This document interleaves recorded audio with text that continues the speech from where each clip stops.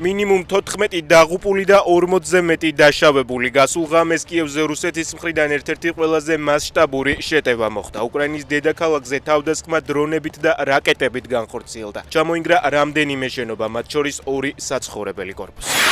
ისრაელის ცნობით გასულ ღამეს ირანის სამხედრო შტაბისა და საომარი ოპერაციების ახალი ხელმძღვანელი ალი შაჰმადინი მოკლეს. შაჰმადინი აღნიშნულ პოზიციაზე რამდენიმე დღის წინ.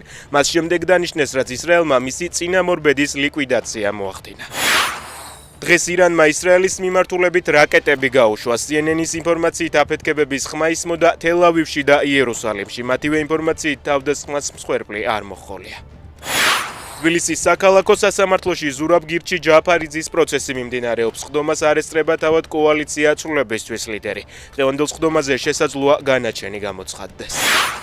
საზღვრის უკანონო კვეთის ფაქტზე უცხო ქვეყნის 5 მოქალაქე დააკავეს. საქართველოს სასაზღვრო პოლიცია ინფორმაციას ავრცელებს და წერს, რომ ერთ-ერთმა დაკავებულმა მესაზღვრეს სხეულზე დანის გამოყენებით დაზიანება მიაყენა.